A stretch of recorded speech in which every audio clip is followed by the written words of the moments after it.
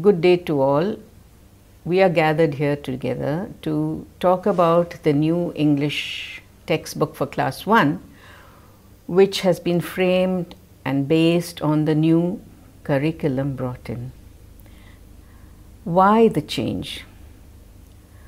We have felt the need to improve English learning in the schools, and I hope that at the end of 10 years of learning, students will be able to use the language to speak, read and write effectively for the purpose required. The new curriculum and therefore the new books tries to address this problem in each class in a graded manner. Our traditional idea of a textbook is large chunks of text which teachers explain, ask questions to make sure students have understood, explain the vocabulary with the children then learn up and answer in class. Result was teachers spent a lot of time explaining stuff children could not understand, especially in the early years. This did not seem to help children to speak or use the language in any way. The basic principle of the new curriculum is that we need to hear and use a language to learn it. What is using a language? We use a language to convey or ask for information or ideas or feelings. We use the language for these activities only when we are interested in sharing our ideas, knowledge, feelings with others. We need to be motivated to use a language and learn it. We learn a language by using it. So the language skills for using the language effectively are listening, speaking, reading and writing. The role of the textbook and the teaching in class is to give children opportunities to use the language through listening, speaking, reading or writing, and this is what we hope that the textbooks will do. How do we achieve this through our textbooks and our lessons? We use themes or topics that interest students and motivate them to share their ideas. We present themes in a way that is appealing and interesting. Especially in the early years, we keep the language simple and useful. Words and sentences that are frequently used are more useful than words rarely used, and this is what you will find in the new textbooks. Simple language, simple words, simple sentences which children can easily absorb.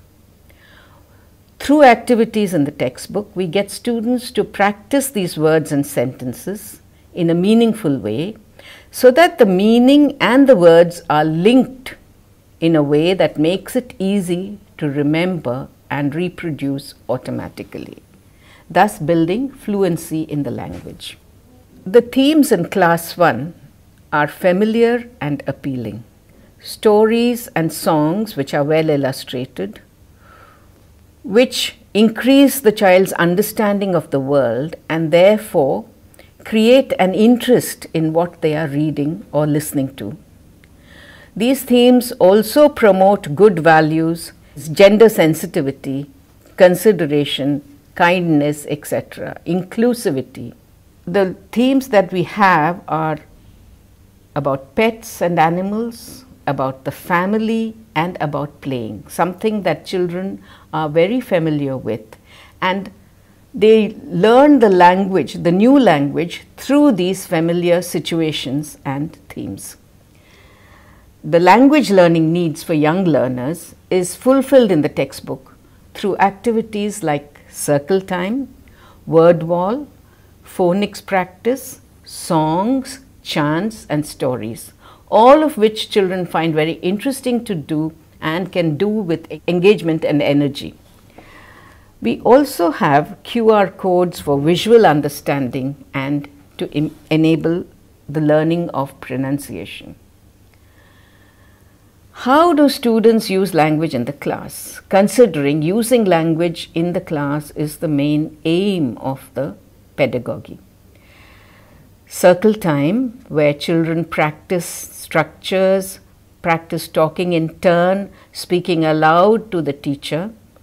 Word wall, where they read words on the wall, they repeat them, they play various games with the words given to them.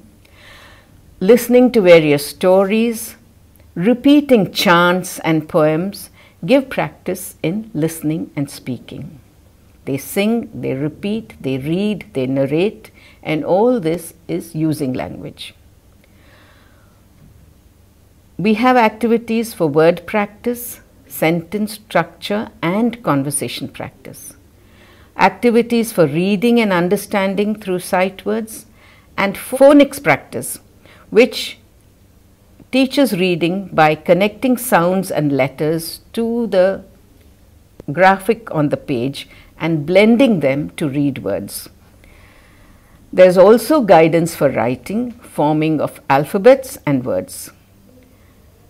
Thus, all these guided activities and appealing activities to encourage correct understanding and use of language.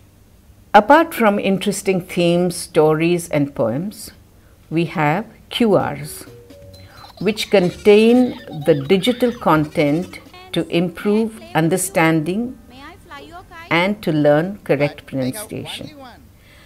The very beautiful illustrations on the page also add to the interest and motivation. How can teachers use these books? Teachers can first enable the child to listen, encourage listening, talking, and then reading and writing. Encourage the children to share their own ideas, their words, listen to them with interest. And teachers can correct language mistakes without discouraging language use. The prime importance is the ability to use the language. So what else can teachers do? They can use word games given in the teacher's book or in the book based on the text. Encourage speaking and group activities like circle time and word wall for vocabulary extension and practice. Encourage students to understand and express their understanding. Give guidance for understanding through questions by talking about pictures and other visuals. Encourage students to talk about their understanding and ideas. Now, a last word about assessment. Assessment at this age is always informal. Every unit has a page of self-assessment which the students can fill, called the I Can Do page. The teachers can use these pages for assessment. There are graded tasks in each unit which also will help the teacher to assess the performance of their children. I hope you will find the books useful and interesting to use in your classes. I wish you all the best. Thank you. Greetings to all. We have with us today two members who worked on the Class 1 textbook, and they are here to tell you about the special features in the textbook which will help our students learn English. Regina. Wish you all a very pleasant day and year ahead. Each unit in the textbook begins with a warm-up page. It is introduced by two anchoring characters, Valli and Chittu. Actually, this is a talk about page. Teachers can use this page to explore a lot, make students talk about it, and explore it in their own personalized context. Thank you, Reggie. Now we have Susie to talk about how alphabets have been introduced in the book. Yes, ma'am. As children like stories, the names of the alphabets are introduced in such a way. The 26 letters are spread in 3 units. Unit 1 dealt with A to I. Unit 2 has J to R. And Unit 3 has S to Z. While handling the session on alphabet story, the teachers need not be very specific or keen with the story. They need to focus more on the names of the letters of the alphabet. Both upper and lowercase letters need to be taught here. Thank you, Susie. Reggie, would you like to talk about phonics now? Yes, ma'am. The second important concept in the textbook is phonics. Since English is unphonetic language, it is important to teach the students the difference between the names of the letters of the alphabet and their sounds. The Letters Say section in this textbook is drafted with care that the students can learn the sounds of the letters. The introduction of the letters is carried out in a sequence which depends upon the frequency of occurrence and usage and not in an alphabetical order. It is important for the teachers to deal only with the sounds of the letters and not with the names in this session. And as we teach the sounds of the letters of the alphabet, it would be easier for the children to blend them into words and thereby develop their reading skill. Thank you, Reggie. Now on to Susie to talk about one more feature, which is the talk about pages with for extending and bringing in vocabulary to the children. Well, each unit has colorful pictorial double spread page on vocabulary. This provides ample opportunity to learn a wide number of words in a specific context. Teacher has to practice these words through flashcards, charts and other materials so as to bring it into active vocabulary of the children. Thank you, Susie. Apart from vocabulary, the next important thing we have are structures. And in the book, we have a new activity and technique for introducing structures easily to the students. And Reggie will talk about it now. We all know that structures form an integral part of the language. The basic structures are taught through circle time in the textbook. Teachers can use this game specified in circle time so that structures become a part of the students' everyday language usage. Thank you, Reggie. Now, the next is games based on the word wall, which Susie will explain. Word wall is a set of words to be displayed in the class for the units. Anything taught through games becomes appealing for children. Accordingly, the keywords, sight words, and CVC words for all the units are taught through a variety of games. The steps to be followed are given elaborately in the textbook, which enable the teachers to conduct the games easily.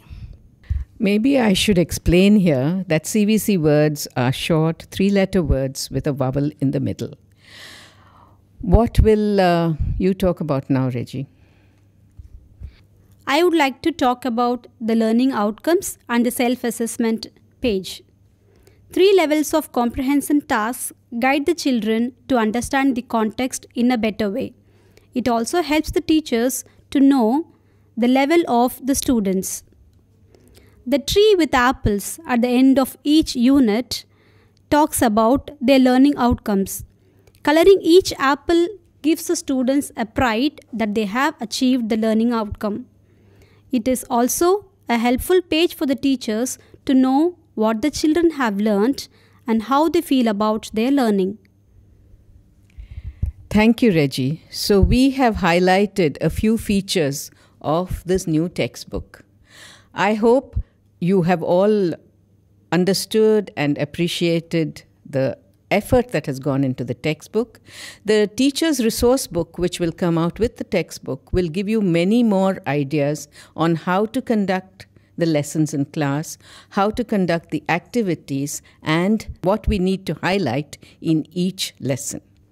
Thank you.